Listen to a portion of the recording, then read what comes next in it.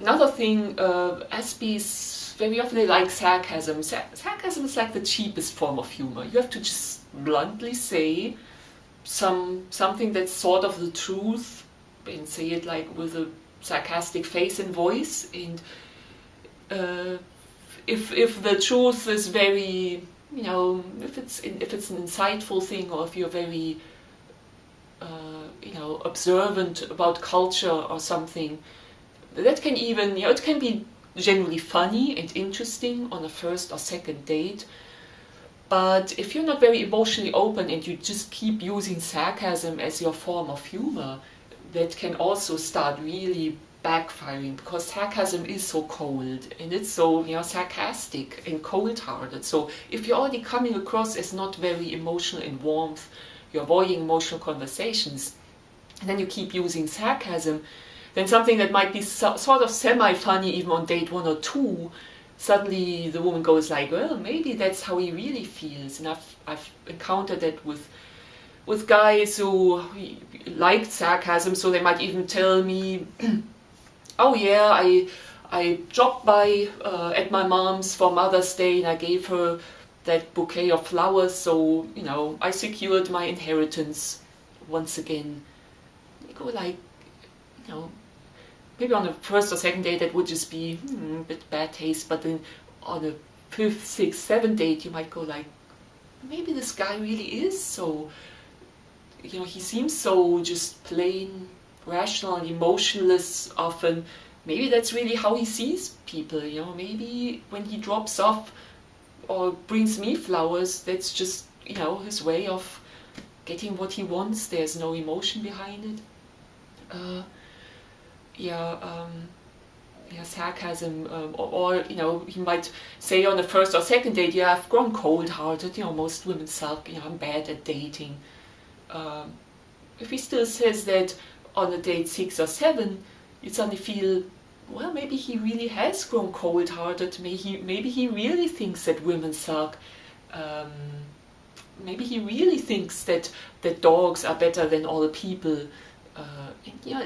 It just makes you think. So sarcasm, not a good thing, because it is so cold and emotionless. And then if the piles up on the impression that maybe there's not much emotion and warmth there. So sometimes there's this one thing where the guy says something where you go like, maybe he's so cold-hearted, maybe he's really so not interested in me, I can't date this guy. Just something you can pinpoint it on, where for a while you were like emotionally dying on the vine. But sometimes it's not like one particular thing. Sometimes it's that, yes, you're going out with this guy, yes, he's kind of passive, and yes, he's not really super emotionally warm, and you don't have these long conversations into the night, but you might not even notice. And looking back, often I then felt, the guy wasn't completely cold all the time, or completely unable to have conversations ever. It was like we had great conversations about whatever, software development or his hobbies, and then maybe I was participating in his hobbies, and maybe we had some great dates, going to movies we both loved. However, and it goes a long way, but then eventually it does happen where more and more often you think about even past relationships with neurotypical men. You go like, yes, what, I don't really have these great conversations about emotional topics where you talk for half an hour or an hour and it goes back and forth, and then you try to have that conversation and the guy just says 1 or 2 words, looks away, and conversation ends. Sometimes this can even happen as you maybe start meeting, like maybe he introduces you to his brother, his neurotypical brother or friends, and then you suddenly hang out with the group and you see like, wow, I can talk better with these other people I just met than I can with my boyfriend that I've been going out with for weeks now. Or just like we go out, eat at restaurants or whatever, and then silent very often, and I don't have a problem with comfortable silences, but if you just started going out with somebody and you have a hard time still making conversation on 8, 7, 8, 9, and you just end up mostly eating your food, and just maybe trying a bit of small talk about the menu or the beers or whatever, and it's really hard to get any kind of conversation going, then sometimes you look over at other tables and you see the people laughing together, having fun together, having a great conversation, really leaning forward and being into each other, and you're there with your Aspie boyfriend who's a bit stiff and he's just like talking about the wines or the whatever, or you're just sitting there silently eating with him, and you suddenly go like, wow, we already acting like a married couple that has been together for 20 years and ran out of things to say. And that can be very corrosive, where maybe if you go back and forth for a while, and then you start having those conversations maybe where you say, hey, what's going on in our relationship? And I get into this in other videos, how, anyway, so I think I wrap this up here because I don't want to have it get too long, and then there are a lot of all these issues that come up in the more established relationships. I talk about these in separate videos. But just to end with some tips, I think should be obvious from what I said so far, but you gotta tell her that you have a communication problem, and then eventually also that you have Asperger's or neurological condition once you really get to know her. And my opinion is, no, you don't have to. I wouldn't tell it on the first or second date, because it really doesn't matter. And what I mean by that is, if she doesn't enjoy hanging out with you for one date or two, if then she drops off the radar and doesn't really want that third or fourth date, it really didn't matter if it was because of the Asperger's, or if she knew you had Asperger's or not. She just simply didn't fully enjoy hanging out with you. There was not enough togetherness. And really, first dates, especially, they go, they don't work out for a million reasons. Could be anything from not finding the other person very attractive to, just incompatibility, etc. So why tell somebody you have Asperger's on the first date? And then, to me, I can imagine that telling that to somebody, and then if that person doesn't want to see you anymore, you will just get more and more self-conscious about having Asperger's, when really it doesn't preclude you from having a relationship. And everything I talked about, these things are really hard, but you can learn them with practice. It's just, nobody can pick up how to have a good dating conversation or whatever. Even your typical people, take some time to learn it, and Aspies might take longer, but they can learn it too. So, and I wouldn't say the Asperger's thing on the second date either, because again, it's still a getting to know you phase, and very early, and so it wouldn't make much difference. A woman who wouldn't want to go out with you if you didn't tell her, she wouldn't if she only knew I had Asperger's, then maybe there would have been a third or fourth date. That's just not how it works. So, however, especially day 2, 3, 4, I would work into the conversation that you have some communication trouble, because a woman will know. As women, we are perceptive. We pick up on the fact that you are socially awkward and have some trouble communicating. So I would work into the conversation and say something like, I always have trouble talking about my childhood. Like if she talked about her childhood, you can say, well, I always have trouble talking about my childhood, or if she brings up some other emotional subject, you can say, well, I can really be bad at talking about emotional things, especially with people I just met, and then you just give it a good try. And then if you slip up and you say something that might catch you on the wrong foot or sound weird, then you already put the conversation in the frame that you might not express yourself super well, and then she might even feel free to, you know, tell you, yeah, I you know, this maybe did come out a bit wrong. Can you elaborate? Or,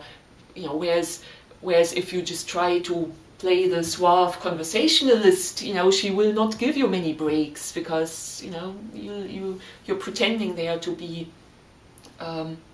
you know, just to be perfectly great at conversation, and then she will not do the social faux pas of pointing out, no, you're not so socially great. I don't know, am I explaining that well? Probably not. Yeah, so don't play the conversational hero. You know, don't avoidance only gets you so far. Maybe it works with strangers or whatever, but if you're building a relationship, you have to be very, very aware that this other person really wants to get to know you, and that you also have to volunteer a lot more things about yourself, you know, beyond the things that you're comfortable with, and you just have to give that a good try. So try to really listen for, you know, even the things that are not questions. If she just looks out over that lake and says, oh, I relax by being out in nature and looking out at the water, you know, then it's your prompt to say, okay, I relax by doing this. Or so volunteer stuff. If she's saying something out of the blue, don't just respond with a short sentence and leave it like that. You know, try to ask something back. You know, but don't do the thing where you just constantly ask questions. It needs to be back and forth. I get into this in other videos. Yeah, and then admit to yourself, like if you're really, really negative on the whole dating thing, if you feel deep inside that really no woman would ever accept you, that you suck at dating, that you'll always be alone, that your dogs are better than people, that anybody would eventually dump you. If you have like serious psychological issues from past rejection, bullying, etc., you probably have to have some therapy first.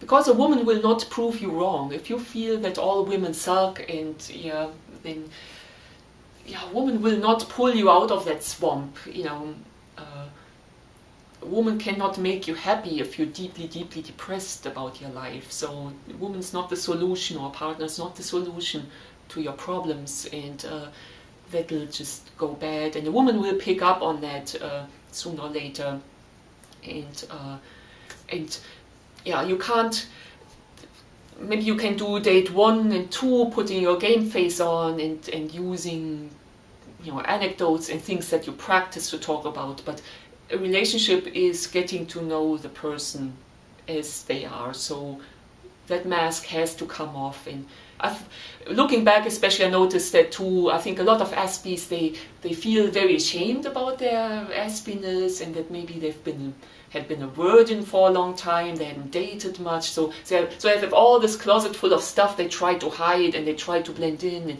yeah, it's a little bit weird if a guy in his 30s or 40s hasn't dated much, but again, the woman can already tell you're socially awkward. Even if you don't realize, we can tell. We know if a guy had 5 dates or 50 dates. So, and she's still going out with you. So, so feel free if things progress and she's still hanging out with you, then you can open up a bit more and you know, just show yourself as vulnerable and say things like, yes, this is like a kind of new situation for me, or I know I'm not really super comfortable right now because I haven't talked about these things, done these things, or whatever. And then a woman who's interested in you, you know, will give you a million breaks there. But if you just constantly wear a mask and try to pretend everything's fine and you're neurotypical, yeah, then you know, she'll notice that, and that will kind of stop the relationship eventually when she notices things aren't working. Yeah, a lot of the videos that I'll shoot will be, you know, to help Aspies get to know a woman, or to get more this social emotional reciprocity that is often missing with Asperger's, but that people learn. And I see that on YouTube when I see, you know, Aspies talk about their lives, who have actively worked on their social life and dating life and become a lot better at it and connect well with people. And yeah, so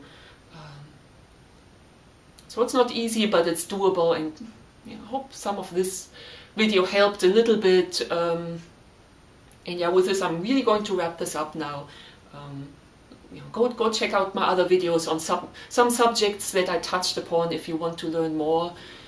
And if you do, then I look forward to talking with you again soon. All right, bye.